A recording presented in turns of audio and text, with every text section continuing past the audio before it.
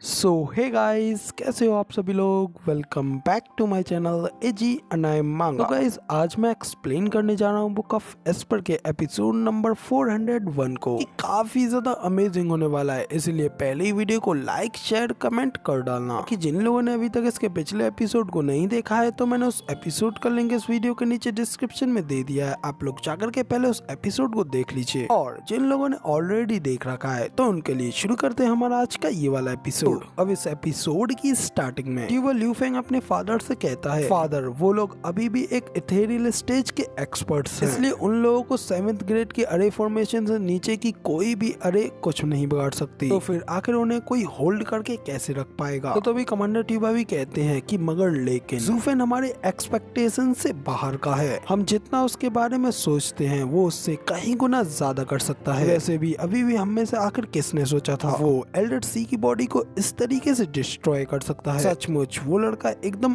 Unpredictable है। तभी ये सुन ल्यूफेंग भी अपने फादर से पूछता है कि फिर फादर तो आखिर अब हमें क्या करना चाहिए, हमें उन लोगों की मदद करनी चाहिए कि नहीं। कमांडर ट्यूबा भी कहते हैं कि नहीं, हमारे लिए सबसे ज्यादा अच्छा रहेगा कि हम लोग सबसे पहले हमारी इस बैटल को खत्म करें। ज़ूफेन सबसे पहले हमारे एक्सपर्ट्स को खत्म करना चाहता है, जिसके बाद वो हमसे डील करने के लिए आएगा, लेकिन उसके आने से पहले ही हम लोग अपना सब कुछ विंडगेज सिटी में झोंक देंगे और इस विंडगेज सिटी को पूरी तरीके से अपने कब्जे में कर लेंगे। वो अभी उन एक्सपर्ट्स के साथ निपट रहा है, लेकिन हम लोग यहाँ पे उसकी सिटी को कब्जाएंगे, तो इस चीज से इस वॉर में हमारी जीत होगी। इतना कहकर के फिर कमांडर ट्यूबा अपने सभी वॉरियर्स को ऑर्डर देते हुए कहते हैं कि सभी लोग विंडगेज सिटी को चारों ओर से घेर लो, जल्द से जल्द इस सिटी के ऊपर अपना कब्जा करो। तो अब इधर कमांडर ट्यूबा की ये बात सुन करके बाकी के सभी सोल्जर्स भी उसकी बात के लिए एग्री हो जाते हैं और विंडगेज सिटी के ऊपर हमला करने के लिए अपने अपने वीस्टो के ऊपर बैठ करके बड़ी तेजी और बड़े जोश के साथ हमला करने के लिए आगे बढ़ जाते हैं। इनमें कि सभी के सभी 8 वुल्फ वार्डन्स भी शामिल होते हैं। तभी अगले सीन में हमें दिखाया जाता है एक तरफ से विंडगेज सिटी के ऊपर हमला करने के लिए क्वान रॉन्ग की सेना बड़ी तेजी से आगे बढ़ रही होती है। सिटी वॉल के ऊपर खड़े होकर के उन लोगों के आता हुआ देख करके चारों डोगुसंस भी कहते हैं, जैसा कि हमारे मार्शल ज़ूफेन ने कहा था, ट्यूबर टाइसन इस सब को तेजी से खत्म करने के लिए तैयार खड़ा है, इसलिए उन्होंने पहले ही अपने सभी 8 के 8 वुल्फ वार्डन्स को अपने असॉल्ट्स के साथ ओर से हमला करने के लिए सबसे आगे भेज दिया है। और क्योंकि हम चारों अपनी अपनी स्किल्स के साथ भी उन सबको एक साथ रोकने के लायक नहीं है, लेकिन थर्ड ब्रदर इस बात से श्योरली काफी ज्यादा खट्टा होगा। मगर लेकिन ऐसा कब हुआ है, हम लोग दुश्मनों की सेना के साथ युद्ध करने वाले हैं, लेकिन फिर भी हम उनका एक झटका भी नहीं झेल सकते। तो तभी अपने सेकंड ब्रदर की ये सारी बातें सुनने के बाद थर्ड ब्रदर भी हंसते हुए कहता है कि मार्शल सच में काफी ज्यादा अनफेयर है। तभी रेड बॉय आगे कहता है ये बिल्कुल सही है, हम क्यों ना हम उन लोगों के कमांडर्स को जिंदा पकड़ने के लिए युद्ध क्यों नहीं लड़ते। तभी सेकंड ब्रदर कहता है कि मार्शल काफी ज्यादा पक्षपाती हैं। ऐसा खाली इसलिए नहीं है कि मार्शल हमारे 5th ब्रदर का पुराना स्टीवर्ड है, बल्कि ये इसलिए है क्योंकि वो उसे अच्छा दिखाना चाहते हैं। इसके अलावा अगर कोई एक टीम है जो कि बिल्कुल मक्खन की तरह हमारे इन दुश्मनों की टीम को खत्म कर सकती है, तो वो सिर्फ और सिर्फ क्रिपी डिवीजन है, क्योंकि यहाँ पे हम लोग तो अपने आदमियों के साथ इन 8 वार्डन्स को भी भेद करके आगे नहीं निकल पाएंगे। तो तभी रेड बॉय भी कहता है कि हर एक सोल्जर को उसके स्किल के अनुसार ही उसके डिवीजन को नियुक्त करना चाहिए, जो कि उन्हें उनके ट्रू पोटेंशियल तक पहुंचने में उनकी मदद करेगा। क्या मार्शल इस सिंपल से ट्रुथ को भी नहीं देख पा रहे हैं। तो अब इधर रेड बॉय के इतना कहते ही यहाँ पे हमारे गूस एंगटॉन को दिखाया जाता है, क्योंकि आराम से सिटी वॉल के ऊपर बैठ करके सामने के नजारे को देखते हुए और अपने इंग्रेडिएंट को खाते हुए रेड बॉय से कहता है कि ऐसा नहीं है कि वो टैलेंट को नहीं पहचानते हैं, ये सब तो इसलिए है क्योंकि उन्हें तुम्हें पहचानने की कोई जरूरत नहीं है। मेरे डैड नेपोटिस्ट हैं, पक्षवादी हैं, आखिर तुम उनके कौन लगते हो, क्योंकि वो तुम्हें अपनी कठिन मेहनत के साथ रिफाइन की गई वॉर पपेट्स को संभालने के लिए देते। तो अब इधर गूस एंगटॉन की ये बात सुन करके रेड बॉय भी गूस एंगटॉन से कहता है, गूस एंगटॉन क्या तुम कोई उनसे अलग हो क्या, तुम उनके बेटे हो, मजबूत और बहुत ज्यादा स्ट्रॉन्गर। तो फिर आखिर उन्होंने तुम्हारी वजह एल्डर्स को इथेरियल स्टेज के एक्सपर्ट्स के साथ डील करने के लिए क्यों चुना। तो तभी रेड बॉय की ये बात सुन गूस एंगटॉन चिल्लाते हुए उससे कहता है कि क्योंकि तुम लोग उनके लिए काफी बड़े बोझ हो। डैड ने मुझसे तुम्हारा ख्याल रखने और तुम्हें कभी भी अपनी आंखों से ओझल ना करने के लिए कहा था। उन्हें डर था कि तुम जैसे निकम्मे जनरल्स को एक बेबी सिटर की जरूरत है। यही कारण है कि मैं उस बूढ़े आदमी जिसने कि मेरे डैड के साथ खिलवाड़ करने की कोशिश की, उसे बर्बाद करने की जगह पे मैं यहाँ पे तुम लोगों के साथ फंसा हुआ हूँ। तो अब ज़ूफेन के इस तरीके की बातों को सुनकर के रेड बॉय भी काफी ज्यादा शॉक में होता है। दूसरी ओर सेकंड ब्रदर कहता है अब हम सब एक ही साइड पे हैं। हम सभी मार्शल के ऑर्डर्स को फॉलो कर रहे हैं। तो आखिर इस सब चीज को लेकर के लड़ने की क्या बात है। और इसके अलावा जहाँ तक गूसेंगटन की बात है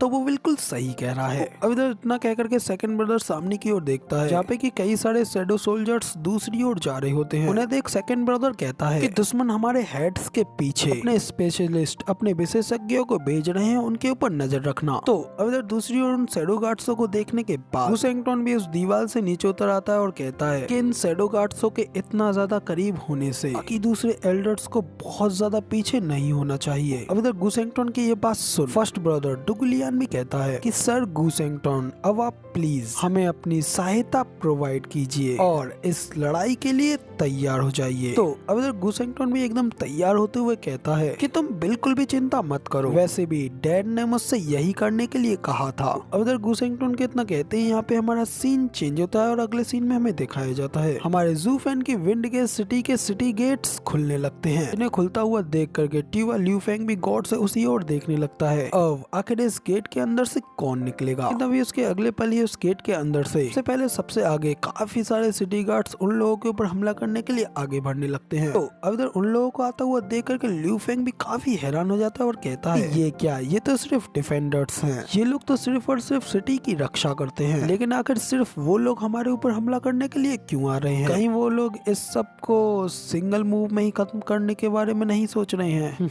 लेकिन मैं उन लोगों को इतनी आसानी से कामयाब नहीं होने दूंगा। कह करके ट्यूबा ल्यूफेंग अपने सभी वुल्फ वार्डन्स को ऑर्डर देते हुए कहता है कि steel arm wolf, iron back wolf से पहले सबसे आगे बढ़ो और उन लोगों को जाकर के ब्लॉक करो, जबकि होल्डिंग वुल्फ और शैडो वुल्फ तुम इन दोनों के पीछे खड़े होकर के उन लोगों के ऊपर हमला करो। और जब एक बार टियान्यू की इंपीरियल फैमिली का सपोर्ट उनके इस फॉर्मेशन को तोड़ देगा, तब ये बैटलफील्ड एक केओस में फैल जाएगी और फिर हम लोग उनके ऊपर हमला करेंगे। तो उधर यंग मास्टर ल्यूफेंग की ये बात सुनने के बाद सभी वार्डन्स भी उसकी बात के ऊपर एग्री कर जाते हैं। इसके बाद दिखाया जाता है कि क्वान रोंग की काफी बड़ी बीस्ट आर्मी ज़ूफेन के सभी सोल्जर्स के ऊपर अटैक करने के लिए आगे बढ़ रही होती है। अपने सामने इतनी ज्यादा बड़ी और खतरनाक बीस्ट आर्मी को देख करके वो सिटी गार्ड्स भी काफी ज्यादा घबरा गए होते हैं। और तभी वहाँ पे हमें मिस्टर सीमा को भी दिखाया जाता है। वो भी अपनी उंगलियों में चेस बोर्ड की गोटियों को लेकर के उनमें अपनी पावर्स को एक्टिवेट करते हुए गार्ड्सों के ऊपर काफी ज्यादा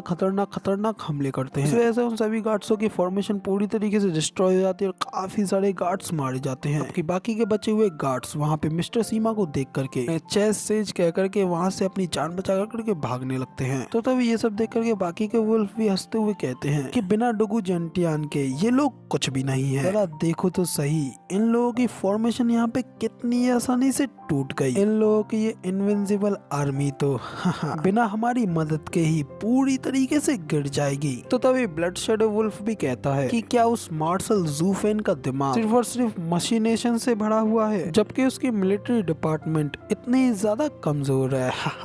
तो गाइस अब इधर ब्लड शैडो वुल्फ के इतना कहते ही मैं हमारे ये वाले एपिसोड का एंड यहीं पे करता हूँ। और अब इसकी आगे की स्टोरी हम लोग इसके अगले पार्ट में कवर करेंगे, जैसे कि आई थिंक आप लोगों को बिल्कुल भी मिस नहीं करना चाहिए। अगले एपिसोड में आप लोगों को देखने को मिलेगा गूसेंगटन का भयंकर एक्शन, उसे बिल्कुल भी मिस मत करना। फिलहाल वीडियो पसंद आई हो तो यार एक लाइक कर देना, साथ ही कमेंट करके जरूर बताना कि आपको हमारा ये वाला वीडियो का एक्सप्लेनेशन कैसा लगा। और अगर चैनल पे नए हो और ऐसी अमेजिंग वीडियोस को आगे भी देखना चाहते हो तो इस चैनल को सब्सक्राइब करना बिल्कुल भी मत भूलना। शुक्रिया।